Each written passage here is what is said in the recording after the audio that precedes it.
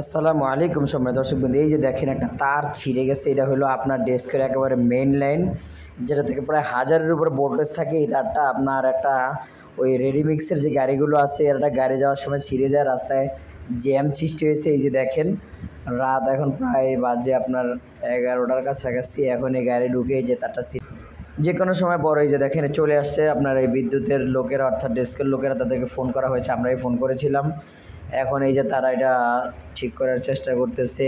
এই যে দেখেন সামনে দেখাচ্ছি, এই যে দেখেন মানুষ, তারপর রিক্স নিয়ে কিন্তু যাইতেছে। এইটা এই যে দেখেন তারটা কতটা রিক্সের মধ্যে এই তারটা পড়ে আছে একটা রাস্তার মধ্যে। একটা দুর্ঘটনা ঘটলে কে দায়িত্ব নেবে বলেন? এরকমই চলছে আসলে, কোথাও কোনো দায়িত্বশীল লোক নেই বললেই চলে, যে যার মতো করে যাচ্ছে। এই জন্যই আসলে আমাদের দেশটার এই দুরবস্থা। তাও দেখেন এরা আসছে মেন লাইন, যেহেতু এদের এই যে এরা কাজটা ঠিক করার চেষ্টা করতেছে, যে গাড়ি নিয়ে আসছে।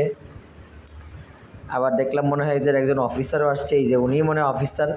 উনি নিজে এটা বেঁধে রশি দিয়ে, উনি আপনার যিনি আছে মেন মানে মিস্ত্রি না কী বলে ইঞ্জিনিয়ার, তাকে সহযোগিতা করতেছে দিয়ে এই যে তারটা এখন ওনারা এদের সাথে জয়েন করে দেওয়ার চেষ্টা করবে। এখানে আল্লাহ হেফাজত করছে, নইলে বড় রকমের দুর্ঘটনা ঘটতে পারতো এবং কয়েকজন মানুষের প্রাণহানিরও সম্ভাবনা ছিল। যাই হোক, আসলে আল্লাহ তাআলা মানুষকে প্রাণহানি থেকে রক্ষা করেছেন। নাহলে যেভাবে তার ছিঁড়েছে, যদি এটা ছুটে মাটিতে পড়ে যেত, তাহলে হয়তো কোনো গাড়িতে যদি লাগতো, আগুন লেগে বড় ধরনের দুর্ঘটনা ঘটার সম্ভাবনা ছিল এবং সেটা এলাকায় ছড়িয়ে যাওয়ার সম্ভব, যেহেতু রাস্তার মধ্যে আশেপাশে বিল্ডিং, অনেক ফ্যামিলি বাসা আছে, দোকানপাট আছে। এই যে আমাদের দোকান, এখানে মেডিসিনের দোকান।